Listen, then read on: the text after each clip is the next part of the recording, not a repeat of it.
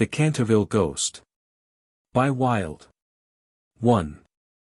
When Mr. Hiram B. Otis, the American minister, bought Canterville Chase, everyone told him he was doing a very foolish thing, as there was no doubt at all that the place was haunted. Indeed, Lord Canterville himself, who was a man of the most punctilious honor, had felt it his duty to mention the fact to Mr. Otis when they came to discuss terms. "We have not cared to live in the place ourselves," said Lord Canterville, "since my grand-aunt, the Dowager Duchess of Bolton, was frightened into a fit, from which she never really recovered. By 2 skeleton hands being placed on her shoulders as she was dressing for dinner, and I feel bound to tell you, Mr. Otis, that the ghost has been seen by several living members of my family, as well as by the rector of the parish, the Reverend Augustus Dampier, who is a Fellow of King's College, Cambridge. After the unfortunate accident to the Duchess, none of our younger servants would stay with us, and Lady Canterville often got very little sleep at night, in consequence of the mysterious noises that came from the corridor and the library." "My lord," answered the minister, "I will take the furniture and the ghost at a valuation. I have come from a modern country, where we have everything that money can buy. And with all our spry young fellows painting the old world red, and carrying off your best actors and prima donnas, I reckon that if there were such a thing as a ghost in Europe, we'd have it at home in a very short time in one of our public museums, or on the road as a show." "I fear that the ghost exists," said Lord Canterville, smiling, "though it may have resisted the overtures of your enterprising impresarios. It has been well known for 3 centuries, since 1584 in fact, and always makes its appearance before the death of any member of our family." "Well, so does the family doctor for that matter, Lord Canterville. But there is no such thing, sir, as a ghost, and I guess the laws of nature are not going to be suspended for the British aristocracy." "You are certainly very natural in America," answered Lord Canterville, who did not quite understand Mr. Otis's last observation, "and if you don't mind a ghost in the house, it is all right. Only you must remember I warned you." Miss Virginia E. Otis. A few weeks after this, the purchase was concluded, and at the close of the season the minister and his family went down to Canterville Chase. Mrs. Otis, who, as Miss Lucretia R. Tappan, of West 53D Street, had been a celebrated New York belle, was now a very handsome, middle-aged woman, with fine eyes, and a superb profile. Many American ladies on leaving their native land adopt an appearance of chronic ill health, under the impression that it is a form of European refinement, but Mrs. Otis had never fallen into this error. She had a magnificent constitution, and a really wonderful amount of animal spirits. Indeed, in many respects, she was quite English, and was an excellent example of the fact that we have really everything in common with America nowadays, except, of course, language. Her eldest son, christened Washington by his parents in a moment of patriotism, which he never ceased to regret, was a fair-haired, rather good-looking young man, who had qualified himself for American diplomacy by leading the German at the Newport Casino for 3 successive seasons, and even in London was well known as an excellent dancer. Gardenias and the peerage were his only weaknesses. Otherwise he was extremely sensible. Miss Virginia E. Otis was a little girl of 15, lithe and lovely as a fawn, and with a fine freedom in her large blue eyes. She was a wonderful Amazon, and had once raced old Lord Bilton on her pony twice round the park, winning by a length and a half, just in front of the Achilles statue, to the huge delight of the young Duke of Cheshire, who proposed for her on the spot, and was sent back to Eton that very night by his guardians, in floods of tears. After Virginia came the twins, who were usually called the Star and Stripes, as they were always getting swished. They were delightful boys, and, with the exception of the worthy minister, the only true Republicans of the family. Had once raced old Lord Bilton on her pony. As Canterville Chase is 7 miles from Ascot, the nearest railway station, Mr. Otis had telegraphed for a wagonette to meet them, and they started on their drive in high spirits. It was a lovely July evening, and the air was delicate with the scent of the pine woods. Now and then they heard a wood-pigeon brooding over its own sweet voice, or saw, deep in the rustling fern, the burnished breast of the pheasant. Little squirrels peered at them from the beech trees as they went by, and the rabbits scudded away through the brushwood and over the mossy knolls, with their white tails in the air.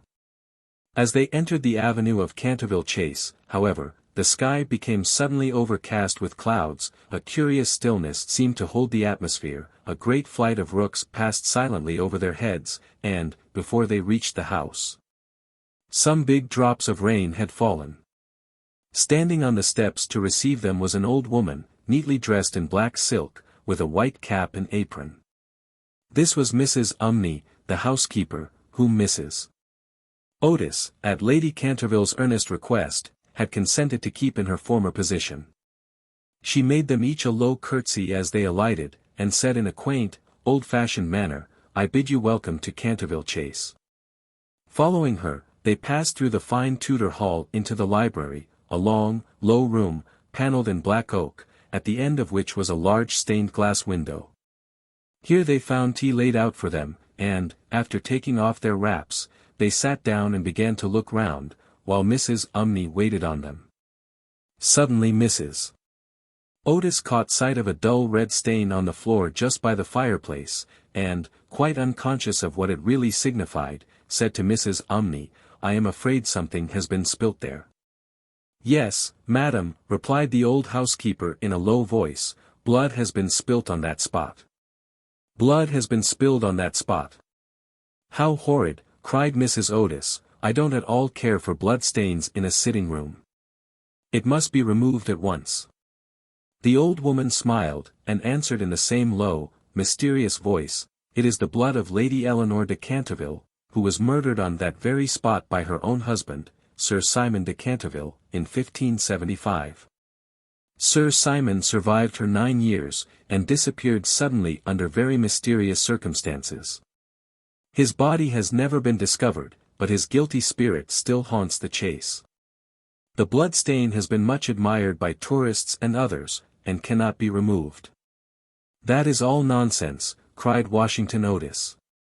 "Pinkerton's champion stain remover and Paragon Detergent will clean it up in no time," and before the terrified housekeeper could interfere, he had fallen upon his knees, and was rapidly scouring the floor with a small stick of what looked like a black cosmetic. In a few moments no trace of the blood stain could be seen. "I knew Pinkerton would do it," he exclaimed, triumphantly, as he looked round at his admiring family. But no sooner had he said these words than a terrible flash of lightning lit up the sombre room, a fearful peal of thunder made them all start to their feet, and Mrs. Umney fainted. "What a monstrous climate!" said the American minister, calmly, as he lit a long cheroot. "I guess the old country is so overpopulated that they have not enough decent weather for everybody. I have always been of opinion that emigration is the only thing for England." "My dear Hiram," cried Mrs. Otis, "what can we do with a woman who faints?" "Charge it to her like breakages," answered the minister, "she won't faint after that," and in a few moments Mrs. Umney certainly came to. There was no doubt, however, that she was extremely upset, and she sternly warned Mr. Otis to beware of some trouble coming to the house. "I have seen things with my own eyes, sir," she said, "that would make any Christian's hair stand on end, and many a night I have not closed my eyes in sleep for the awful things that are done here." Mr. Otis, however, and his wife warmly assured the honest soul that they were not afraid of ghosts, and, after invoking the blessings of Providence on her new master and mistress, and making arrangements for an increase of salary, the old housekeeper tottered off to her own room. 2. The storm raged fiercely all that night, but nothing of particular note occurred.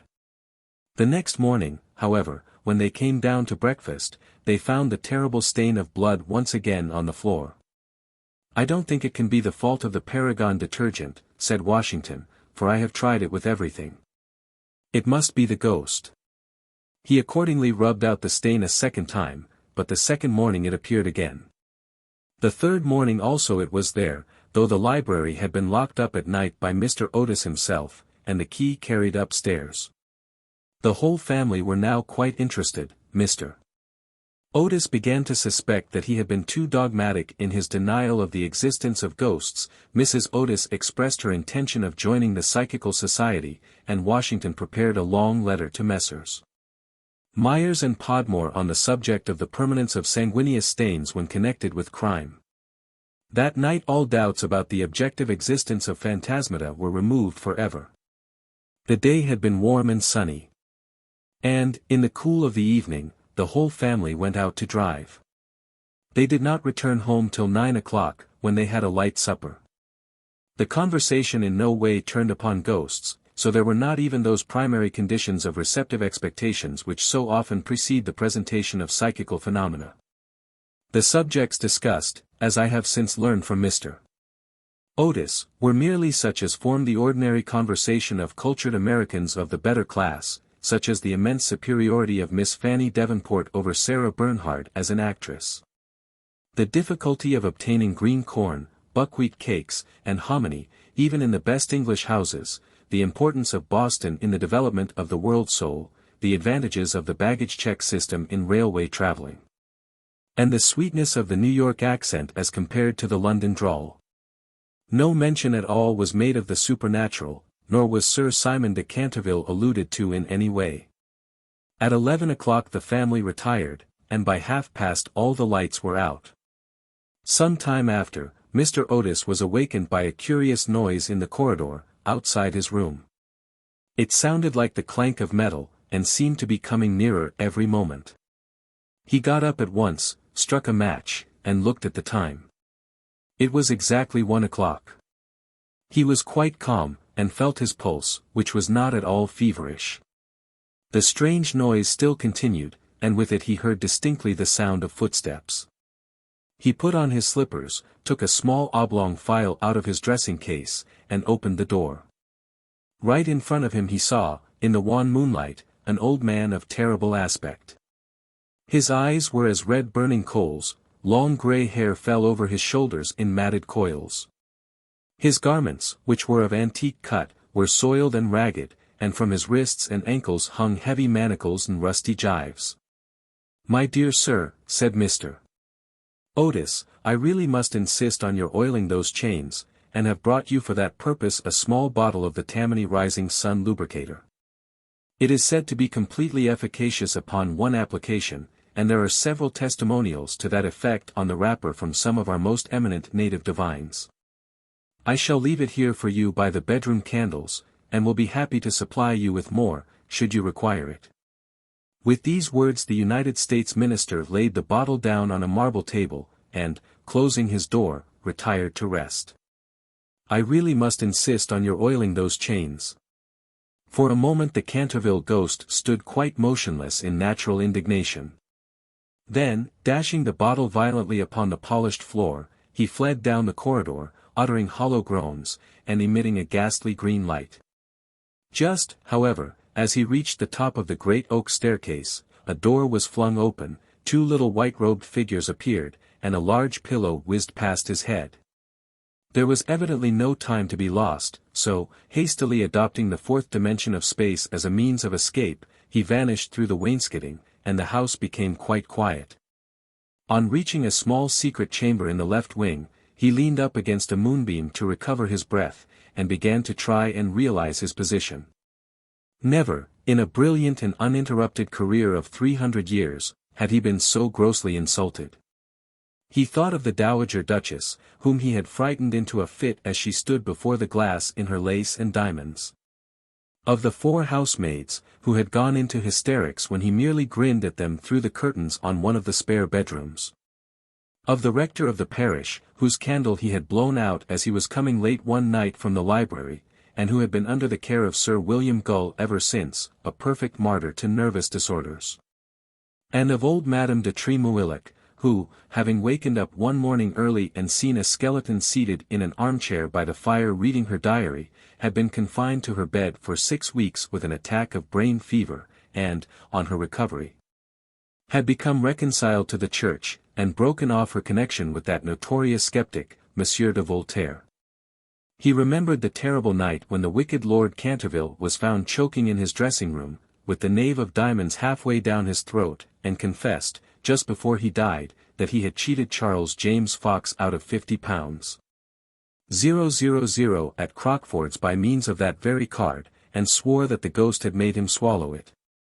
All his great achievements came back to him again, from the butler who had shot himself in the pantry because he had seen a green hand tapping at the window pane, to the beautiful Lady Stutfield, who was always obliged to wear a black velvet band round her throat to hide the mark of 5 fingers burnt upon her white skin, and who drowned herself at last in the carp pond at the end of the King's Walk. With the enthusiastic egotism of the true artist, he went over his most celebrated performances, and smiled bitterly to himself as he recalled to mind his last appearance as Red Reuben, or the Strangled Babe, his debut as Gaunt Gibeon, the bloodsucker of Bexley Moor, and the furor he had excited one lovely June evening by merely playing ninepins with his own bones upon the lawn tennis ground. And after all this some wretched modern Americans were to come and offer him the Rising Sun lubricator, and throw pillows at his head. It was quite unbearable. Besides, no ghost in history had ever been treated in this manner. Accordingly, he determined to have vengeance, and remained till daylight in an attitude of deep thought. 3. The next morning, when the Otis family met at breakfast, they discussed the ghost at some length. The United States minister was naturally a little annoyed to find that his present had not been accepted. "I have no wish," he said, "to do the ghost any personal injury, and I must say that, considering the length of time he has been in the house, I don't think it is at all polite to throw pillows at him," a very just remark, at which, I am sorry to say, the twins burst into shouts of laughter. Upon the other hand, he continued, if he really declines to use the Rising Sun lubricator, we shall have to take his chains from him. It would be quite impossible to sleep, with such a noise going on outside the bedrooms. For the rest of the week, however, they were undisturbed, the only thing that excited any attention being the continual renewal of the blood stain on the library floor. This certainly was very strange, as the door was always locked at night by Mr. Otis, and the windows kept closely barred. The chameleon-like color, also, of the stain excited a good deal of comment.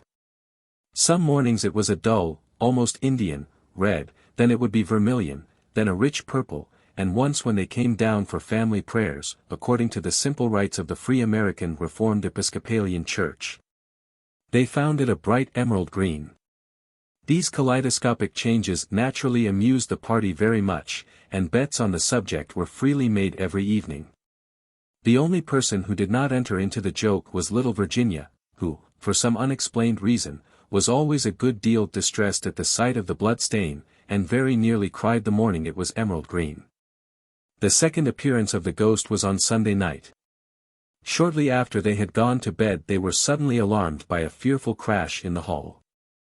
Rushing downstairs, they found that a large suit of old armor had become detached from its stand, and had fallen on the stone floor, while seated in a high-backed chair was the Canterville Ghost, rubbing his knees with an expression of acute agony on his face. The twins, having brought their pea-shooters with them, at once discharged 2 pellets on him, with that accuracy of aim which can only be attained by long and careful practice on a writing master. While the United States minister covered him with his revolver, and called upon him, in accordance with Californian etiquette, to hold up his hands. The ghost started up with a wild shriek of rage, and swept through them like a mist, extinguishing Washington Otis's candle as he passed, and so leaving them all in total darkness. On reaching the top of the staircase he recovered himself, and determined to give his celebrated peal of demoniac laughter. This he had on more than one occasion found extremely useful. It was said to have turned Lord Raker's wig grey in a single night, and had certainly made 3 of Lady Canterville's French governesses give warning before their month was up. He accordingly laughed his most horrible laugh, till the old vaulted roof rang and rang again, but hardly had the fearful echo died away when a door opened, and Mrs. Otis came out in a light blue dressing gown. "I am afraid you are far from well," she said, "and have brought you a bottle of Dr. Dobell's tincture. If it is indigestion, you will find it a most excellent remedy." The ghost glared at her in fury, and began at once to make preparations for turning himself into a large black dog, an accomplishment for which he was justly renowned. and to which the family doctor always attributed the permanent idiocy of Lord Canterville's uncle, the Hon. Thomas Horton. The sound of approaching footsteps, however, made him hesitate in his fell purpose, so he contented himself with becoming faintly phosphorescent, and vanished with a deep churchyard groan, just as the twins had come up to him. The twins at once discharged 2 pellets on him. On reaching his room he entirely broke down, and became a prey to the most violent agitation. The vulgarity of the twins, and the gross materialism of Mrs. Otis, were naturally extremely annoying, but what really distressed him most was that he had been unable to wear the suit of mail. He had hoped that even modern Americans would be thrilled by the sight of a spectre in armor, if for no more sensible reason, at least out of respect for their natural poet Longfellow, over whose graceful and attractive poetry he himself had whiled away many a weary hour when the Cantervilles were up in town. Besides, it was his own suit. He had worn it with great success at the Kenilworth tournament, and had been highly complimented on it by no less a person than the Virgin Queen herself.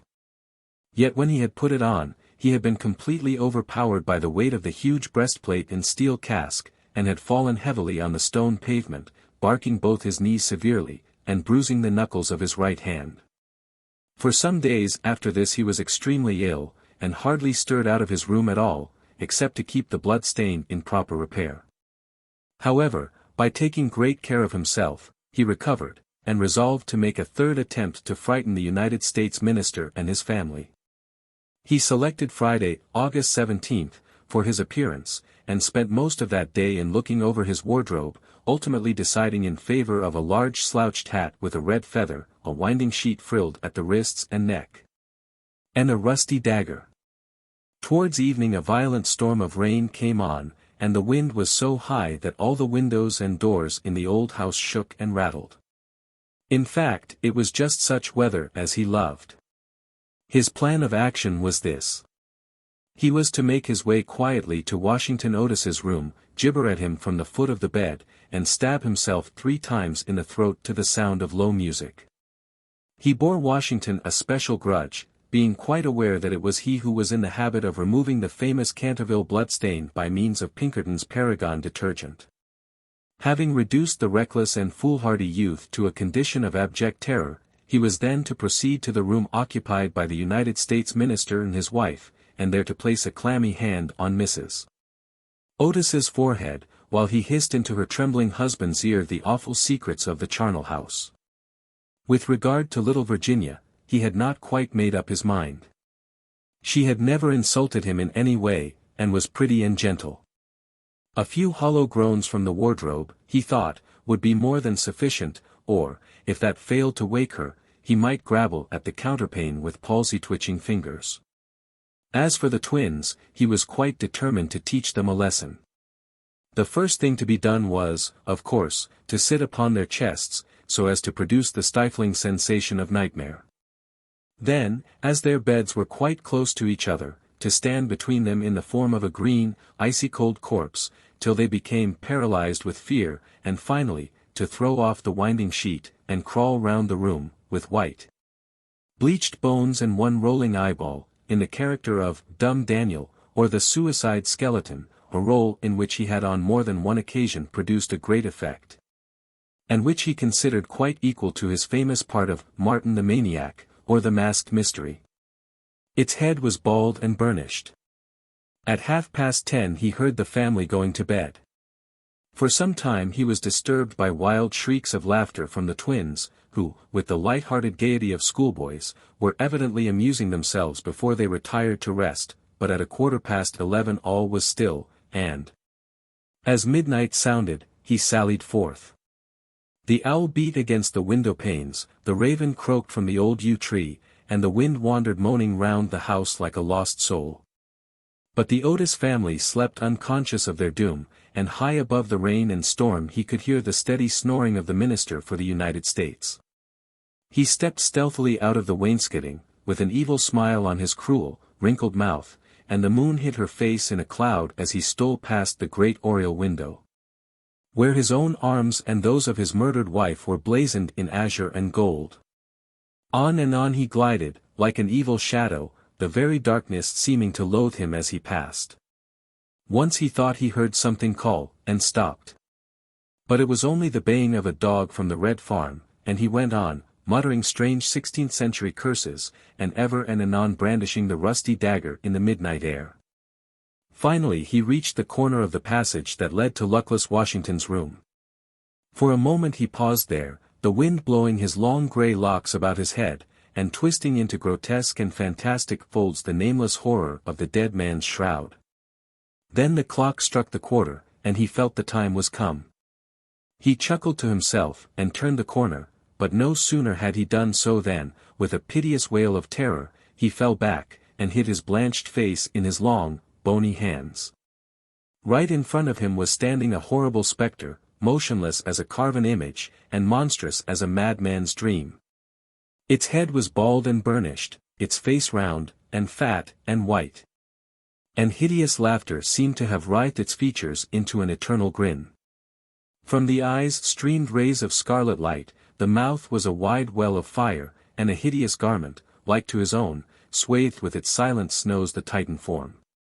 On its breast was a placard with strange writing in antique characters, some scroll of shame it seemed, some record of wild sins, some awful calendar of crime, and, with its right hand, it bore aloft a falchion of gleaming steel.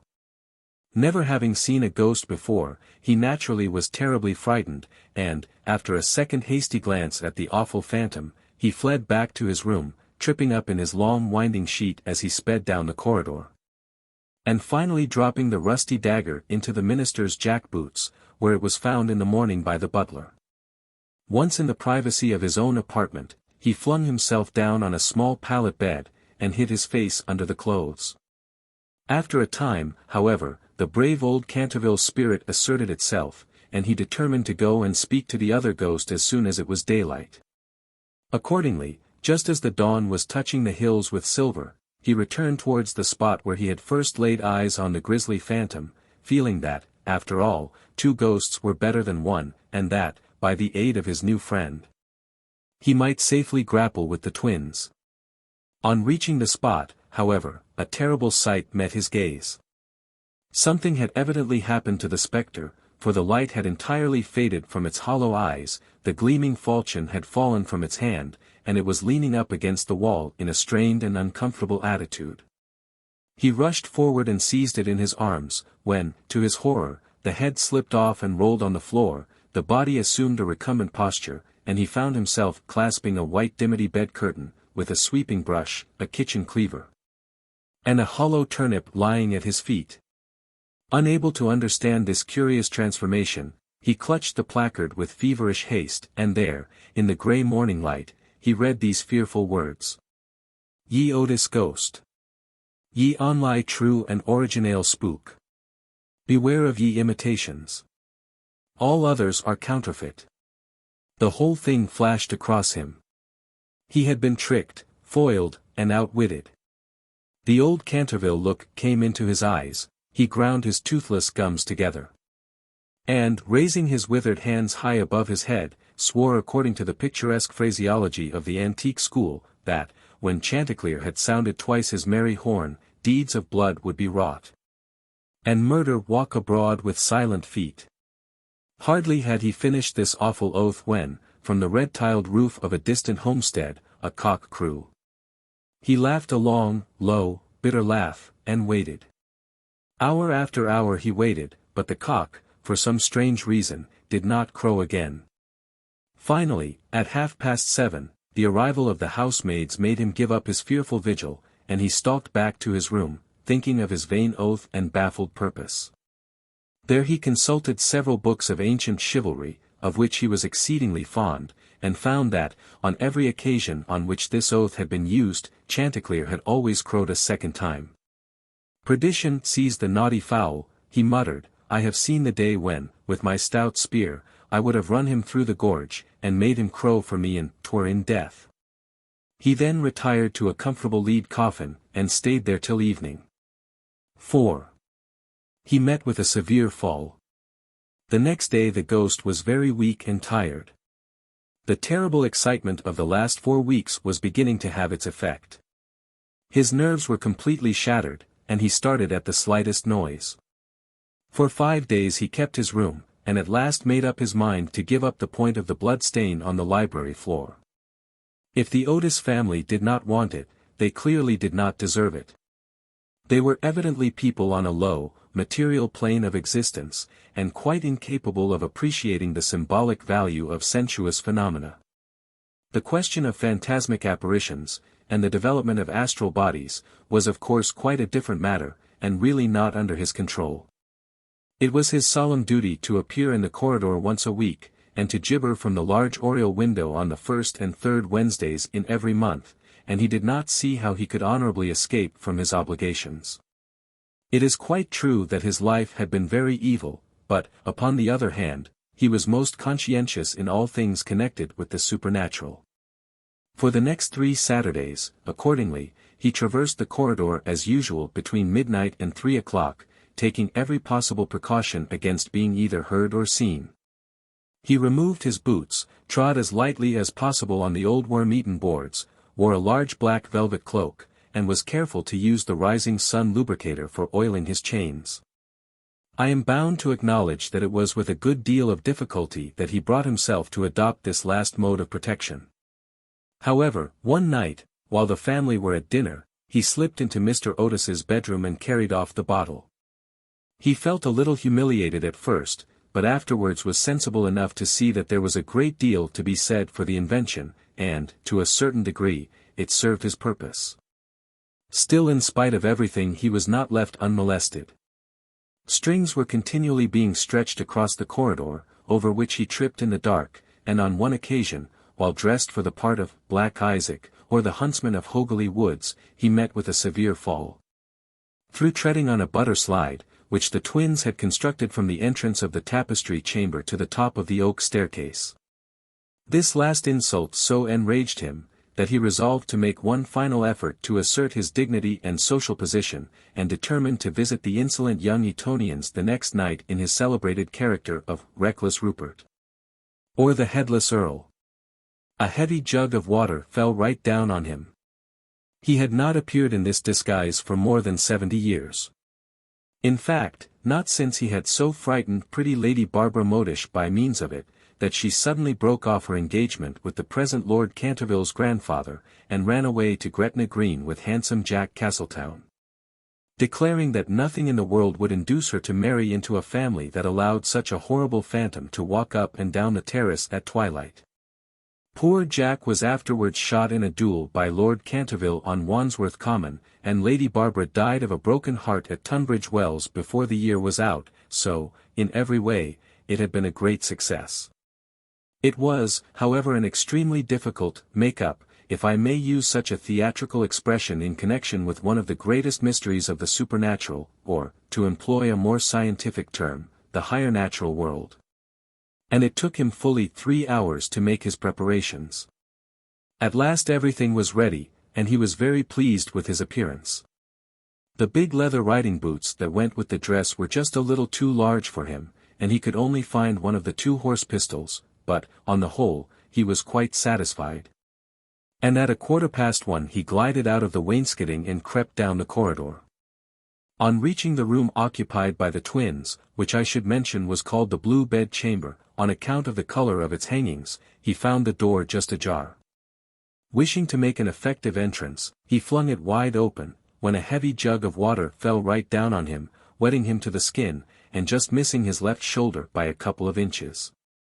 At the same moment he heard stifled shrieks of laughter proceeding from the 4-post bed. The shock to his nervous system was so great that he fled back to his room as hard as he could go, and the next day he was laid up with a severe cold. The only thing that at all consoled him in the whole affair was the fact that he had not brought his head with him, for, had he done so, the consequences might have been very serious. Making satirical remarks on the photographs. He now gave up all hope of ever frightening this rude American family, and contented himself, as a rule, with creeping about the passages in list slippers, with a thick red muffler round his throat for fear of draughts, and a small arquebuse, in case he should be attacked by the twins. The final blow he received occurred on the 19th of September. He had gone downstairs to the great entrance hall, feeling sure that there, at any rate, he would be quite unmolested. And was amusing himself by making satirical remarks on the large Saroni photographs of the United States minister and his wife which had now taken the place of the Canterville family pictures. He was simply but neatly clad in a long shroud, spotted with churchyard mold, had tied up his jaw with a strip of yellow linen, and carried a small lantern and a sexton's spade. In fact, he was dressed for the character of Jonas the Graveless, or the corpse snatcher of Chertsey Barn, one of his most remarkable impersonations, and one which the Cantervilles had every reason to remember. As it was the real origin of their quarrel with their neighbour, Lord Rufford.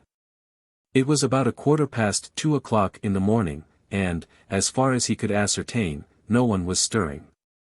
As he was strolling towards the library, however, to see if there were any traces left of the blood stain, suddenly there leaped out on him from a dark corner two figures, who waved their arms wildly above their heads, and shrieked out "B.O." in his ear. Suddenly there leaped out two figures. Seized with a panic, which, under the circumstances, was only natural, he rushed for the staircase, but found Washington Otis waiting for him there with the big garden syringe, and being thus hemmed in by his enemies on every side, and driven almost to bay, he vanished into the great iron stove, which, fortunately for him, was not lit, and had to make his way home through the flues and chimneys, arriving at his own room in a terrible state of dirt, disorder, and despair. After this he was not seen again on any nocturnal expedition. The twins lay in wait for him on several occasions, and strewed the passages with nutshells every night to the great annoyance of their parents and the servants, but it was of no avail. It was quite evident that his feelings were so wounded that he would not appear.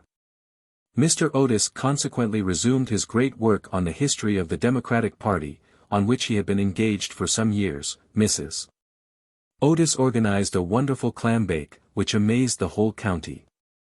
The boys took to lacrosse, euchre, poker, and other American national games, and Virginia rode about the lanes on her pony, accompanied by the young Duke of Cheshire, who had come to spend the last week of his holidays at Canterville Chase. It was generally assumed that the ghost had gone away, and, in fact, Mr. Otis wrote a letter to that effect to Lord Canterville, who, in reply, expressed his great pleasure at the news, and sent his best congratulations to the minister's worthy wife. The Otises, however, were deceived, for the ghost was still in the house, and though now almost an invalid, was by no means ready to let matters rest, particularly as he heard that among the guests was the young Duke of Cheshire, whose grand-uncle, Lord Francis Stilton, had once bet 100 guineas with Colonel Carberry that he would play dice with the Canterville Ghost, and was found the next morning lying on the floor of the card-room in such a helpless paralytic state that, though he lived on to a great age, he was never able to say anything again but double sixes. The story was well known at the time, though, of course, out of respect to the feelings of the two noble families, every attempt was made to hush it up. And a full account of all the circumstances connected with it will be found in the third volume of Lord Tattle's Recollections of the Prince Regent and his Friends. The ghost, then, was naturally very anxious to show that he had not lost his influence over the Stiltons, with whom, indeed, he was distantly connected, his own first cousin having been married en secondes noces to the Sieur de Bulkeley, from whom, as every one knows, the Dukes of Cheshire are lineally descended. Accordingly, he made arrangements for appearing to Virginia's little lover in his celebrated impersonation of the Vampire Monk, or the Bloodless Benedictine, a performance so horrible that when old Lady Startup saw it, which she did on one fatal New Year's Eve, in the year 1764, she went off into the most piercing shrieks, which culminated in violent apoplexy, and died in 3 days, after disinheriting the Cantervilles, who were her nearest relations, and leaving all her money to her London apothecary.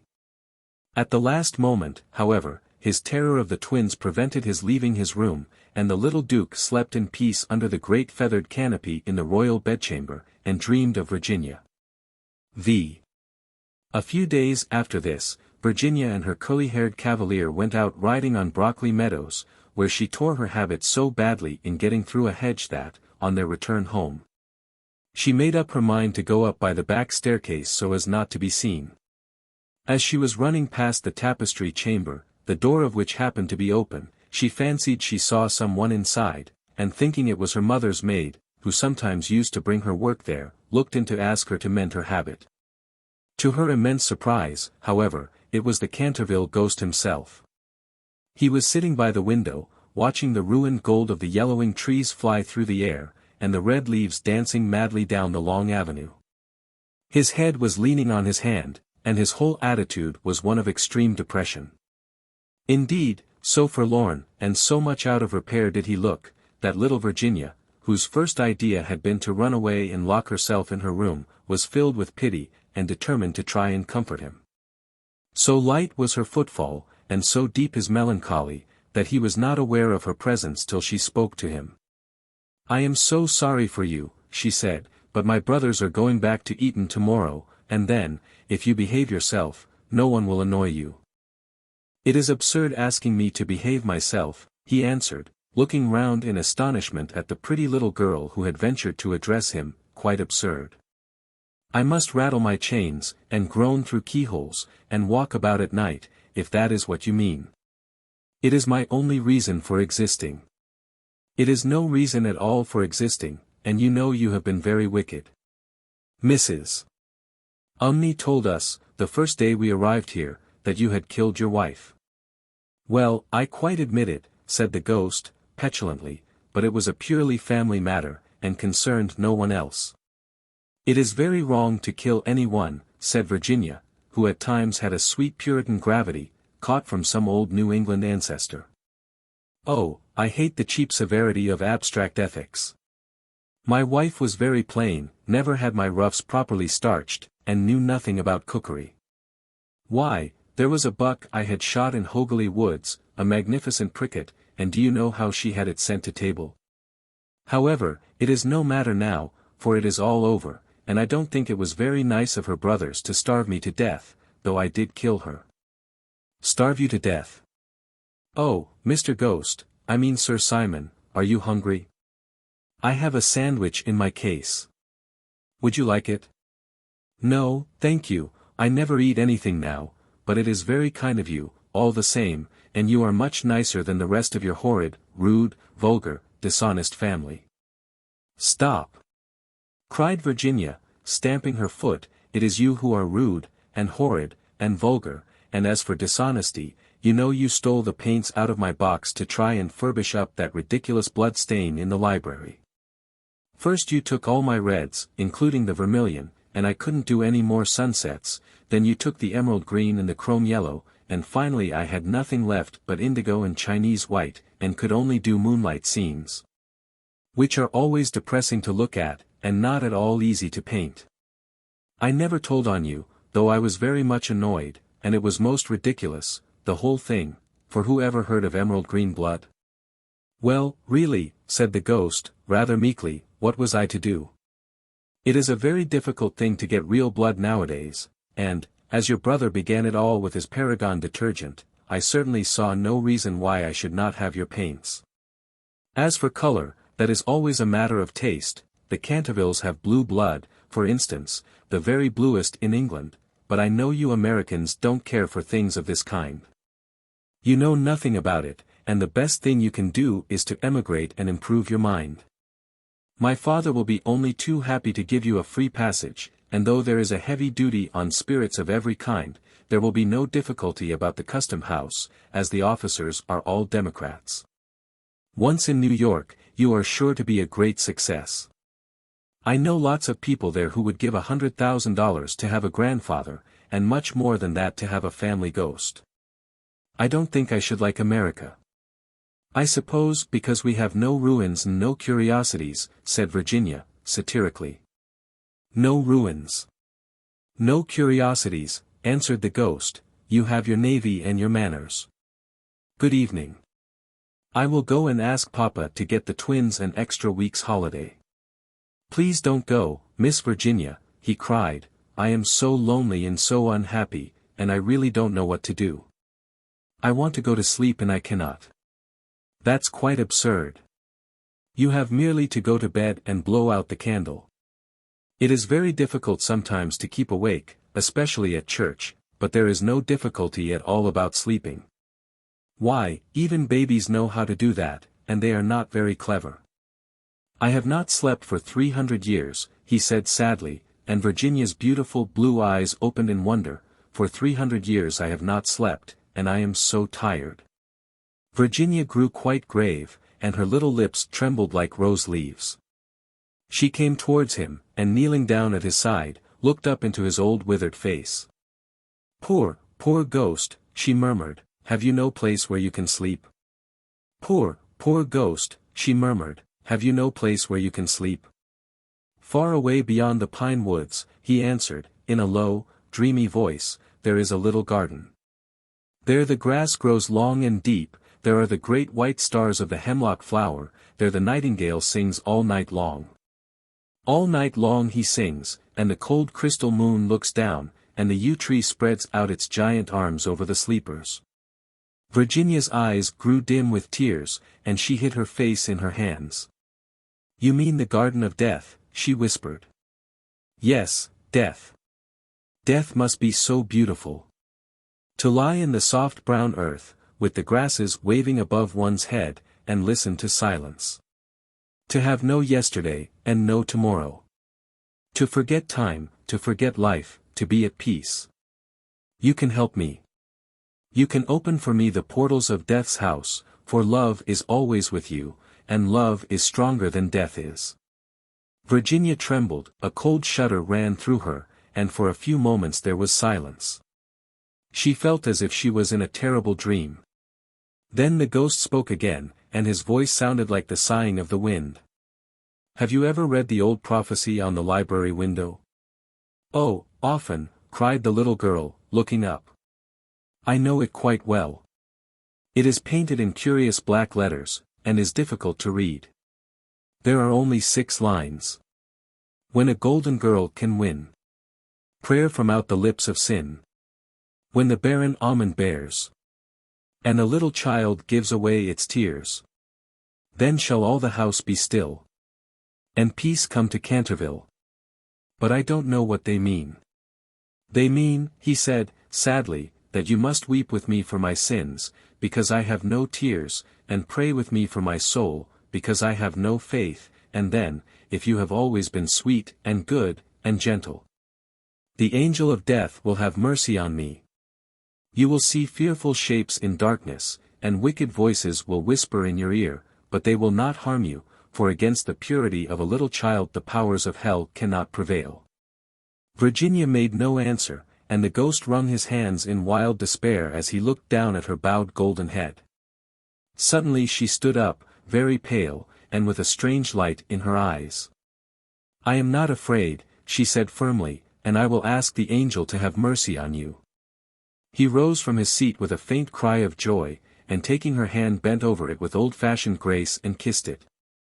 His fingers were as cold as ice, and his lips burned like fire, but Virginia did not falter, as he led her across the dusky room. On the faded green tapestry were broidered little huntsmen. They blew their tasseled horns and with their tiny hands waved to her to go back. Go back. Little Virginia, they cried, go back, but the ghost clutched her hand more tightly, and she shut her eyes against them. Horrible animals with lizard tails and goggle eyes blinked at her from the carven chimney-piece, and murmured, beware. Little Virginia, beware. We may never see you again, but the ghost glided on more swiftly, and Virginia did not listen. When they reached the end of the room he stopped, and muttered some words she could not understand. She opened her eyes, and saw the wall slowly fading away like a mist, and a great black cavern in front of her. A bitter cold wind swept round them, and she felt something pulling at her dress. Quick, quick, cried the ghost, or it will be too late, and in a moment the wainscoting had closed behind them, and the tapestry chamber was empty. The ghost glided on more swiftly. 6. About 10 minutes later, the bell rang for tea, and, as Virginia did not come down, Mrs. Otis sent up one of the footmen to tell her. After a little time he returned and said that he could not find Miss Virginia anywhere. As she was in the habit of going out to the garden every evening to get flowers for the dinner table, Mrs. Otis was not at all alarmed at first, but when 6 o'clock struck, and Virginia did not appear, she became really agitated, and sent the boys out to look for her, while she herself and Mr. Otis searched every room in the house. At 6:30 the boys came back and said that they could find no trace of their sister anywhere. They were all now in the greatest state of excitement, and did not know what to do, when Mr. Otis suddenly remembered that, some few days before, he had given a band of gypsies permission to camp in the park.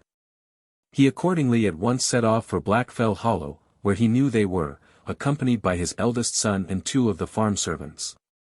The little Duke of Cheshire, who was perfectly frantic with anxiety, begged hard to be allowed to go too, but Mr. Otis would not allow him, as he was afraid there might be a scuffle. On arriving at the spot, however, he found that the gypsies had gone, and it was evident that their departure had been rather sudden, as the fire was still burning, and some plates were lying on the grass. Having sent off Washington and the 2 men to scour the district, he ran home, and dispatched telegrams to all the police inspectors in the county, telling them to look out for a little girl who had been kidnapped by tramps or gypsies. He then ordered his horse to be brought round, and, after insisting on his wife and the 3 boys sitting down to dinner, rode off down the Ascot Road with a groom. He had hardly, however, gone a couple of miles, when he heard somebody galloping after him, and, looking round, saw the little Duke coming up on his pony, with his face very flushed, and no hat. "I'm awfully sorry, Mr. Otis," gasped out the boy, "but I can't eat any dinner as long as Virginia is lost. Please don't be angry with me. If you had let us be engaged last year, there would never have been all this trouble. You won't send me back, will you?" "I can't go. I won't go." He heard somebody galloping after him. The minister could not help smiling at the handsome young scapegrace, and was a good deal touched at his devotion to Virginia, so leaning down from his horse, he patted him kindly on the shoulders. And said, "Well, Cecil, if you won't go back, I suppose you must come with me, but I must get you a hat at Ascot." Out on the landing stepped Virginia. "Oh, bother my hat. I want Virginia," cried the little Duke, laughing, and they galloped on to the railway station. There Mr. Otis inquired of the station master if any one answering to the description of Virginia had been seen on the platform, but could get no news of her. The station master, however, wired up and down the line, and assured him that a strict watch would be kept for her, and, after having bought a hat for the little Duke from a linen draper, who was just putting up his shutters, Mr. Otis rode off to Bexley, a village about 4 miles away, which he was told was a well-known haunt of the gypsies, as there was a large common next to it. Here they roused up the rural policeman, but could get no information from him, and, after riding all over the common, they turned their horses' heads homewards, and reached the Chase about 11 o'clock, dead tired and almost heartbroken. They found Washington and the twins waiting for them at the gatehouse with lanterns, as the avenue was very dark. Not the slightest trace of Virginia had been discovered. The gypsies had been caught on Brockley Meadows, but she was not with them, and they had explained their sudden departure by saying that they had mistaken the date of Chorlton Fair, and had gone off in a hurry for fear they should be late. Indeed, they had been quite distressed at hearing of Virginia's disappearance, as they were very grateful to Mr. Otis for having allowed them to camp in his park, and 4 of their number had stayed behind to help in the search. The carp pond had been dragged, and the whole chase thoroughly gone over, but without any result. It was evident that, for that night at any rate, Virginia was lost to them, and it was in a state of the deepest depression that Mr. Otis and the boys walked up to the house, the groom following behind with the 2 horses and the pony. In the hall they found a group of frightened servants, and lying on a sofa in the library was poor Mrs. Otis, almost out of her mind with terror and anxiety, and having her forehead bathed with eau de cologne by the old housekeeper. Mr. Otis at once insisted on her having something to eat, and ordered up supper for the whole party. It was a melancholy meal, as hardly any one spoke, and even the twins were awestruck and subdued, as they were very fond of their sister. When they had finished, Mr. Otis, in spite of the entreaties of the little Duke, ordered them all to bed, saying that nothing more could be done that night, and that he would telegraph in the morning to Scotland Yard for some detectives to be sent down immediately. Just as they were passing out of the dining room, midnight began to boom from the clock tower, and when the last stroke sounded they heard a crash and a sudden shrill cry. A dreadful peal of thunder shook the house, a strain of unearthly music floated through the air, a panel at the top of the staircase flew back with a loud noise, and out on the landing, looking very pale and white, with a little casket in her hand, stepped Virginia. In a moment they had all rushed up to her. Mrs. Otis clasped her passionately in her arms, the Duke smothered her with violent kisses, and the twins executed a wild war dance round the group. "Good heavens! Child, where have you been?" said Mr. Otis, rather angrily, thinking that she had been playing some foolish trick on them. "Cecil and I have been riding all over the country looking for you, and your mother has been frightened to death. You must never play these practical jokes any more. Except on the ghost." "Except on the ghost," shrieked the twins, as they capered about. "My own darling, thank God you are found, you must never leave my side again," murmured Mrs.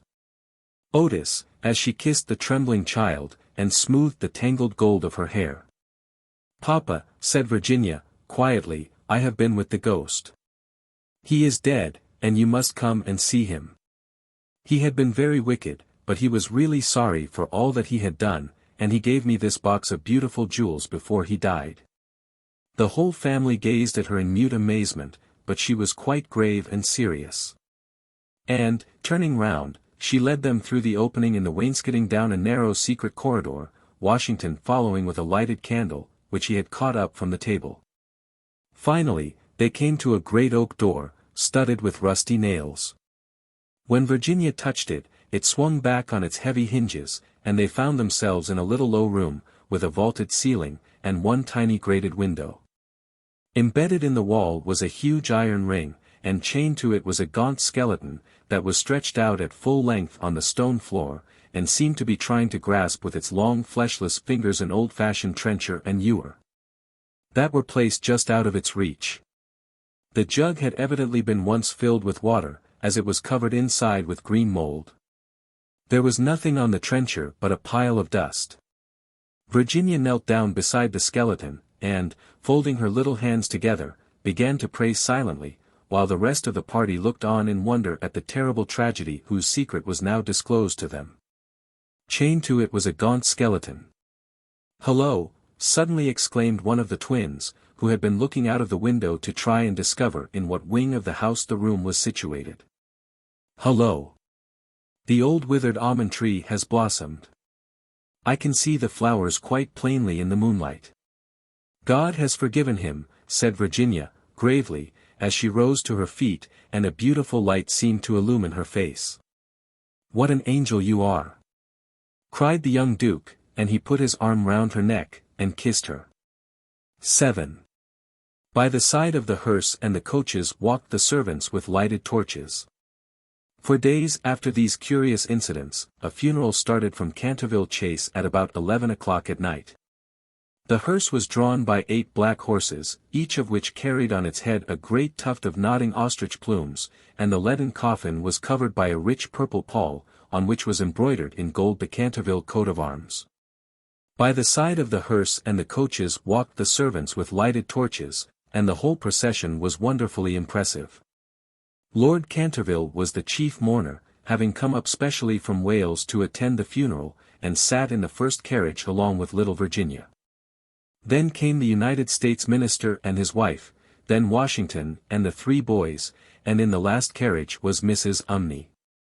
It was generally felt that, as she had been frightened by the ghost for more than 50 years of her life, she had a right to see the last of him. A deep grave had been dug in the corner of the churchyard, just under the old yew tree, and the service was read in the most impressive manner by the Reverend Augustus Dampier. When the ceremony was over, the servants, according to an old custom observed in the Canterville family, extinguished their torches, and, as the coffin was being lowered into the grave, Virginia stepped forward and laid on it a large cross made of white and pink almond blossoms.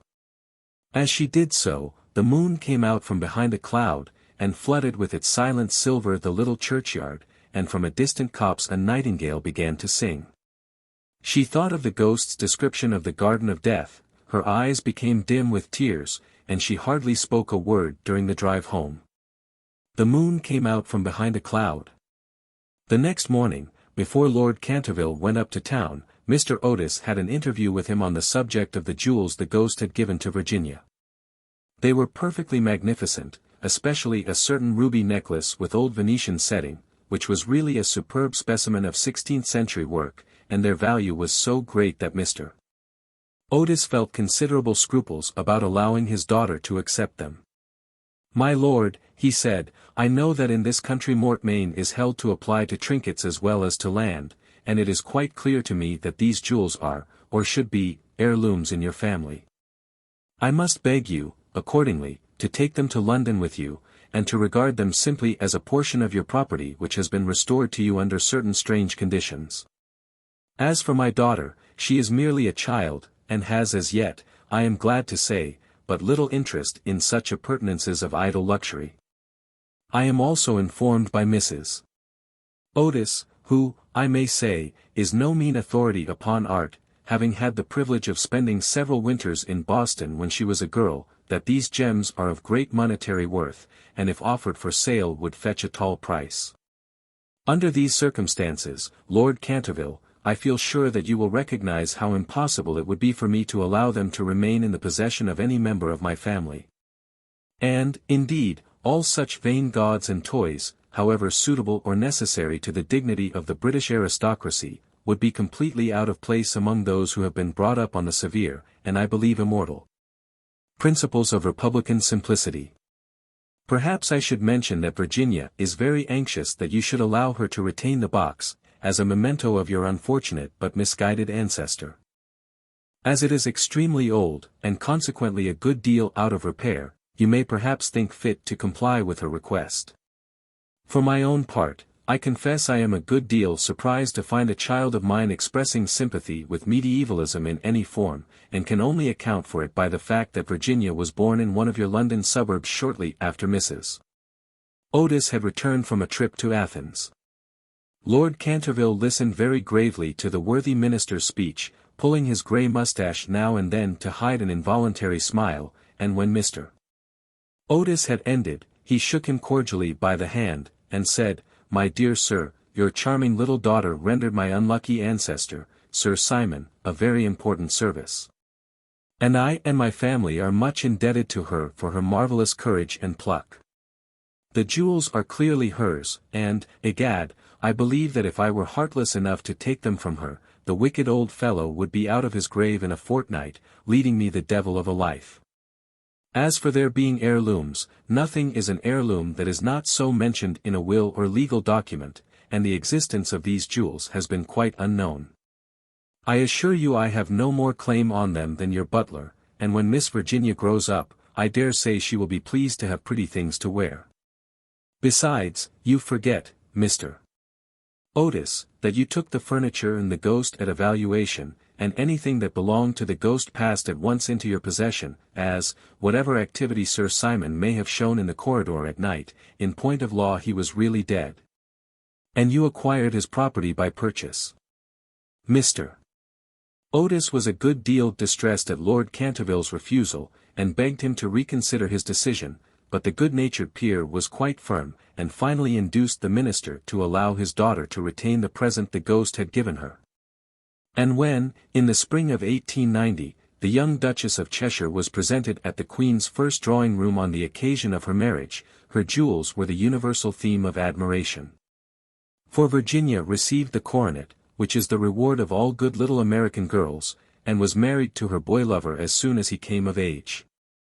They were both so charming, and they loved each other so much, that every one was delighted at the match, except the old Marchioness of Dumbleton, who had tried to catch the Duke for one of her 7 unmarried daughters, and had given no less than 3 expensive dinner parties for that purpose, and, strange to say, Mr.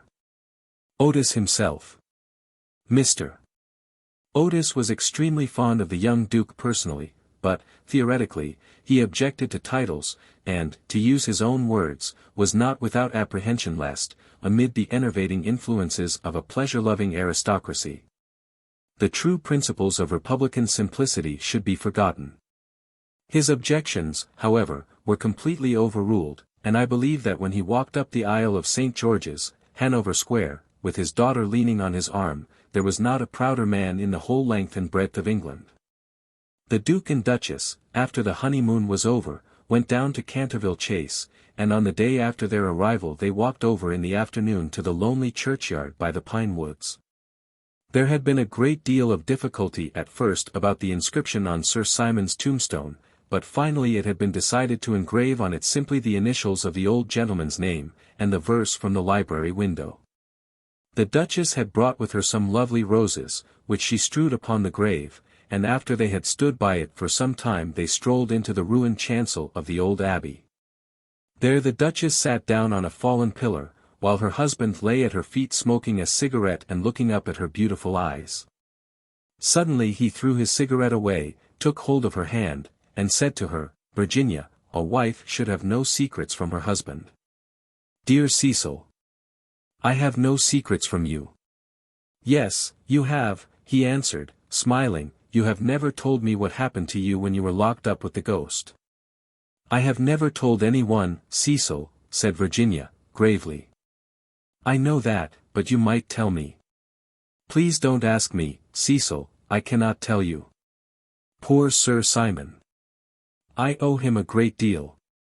"Yes, don't laugh, Cecil, I really do. He made me see what life is, and what death signifies, and why love is stronger than both." The Duke rose and kissed his wife lovingly. "You can have your secret as long as I have your heart," he murmured. "You have always had that, Cecil. And you will tell our children some day, won't you?" Virginia blushed.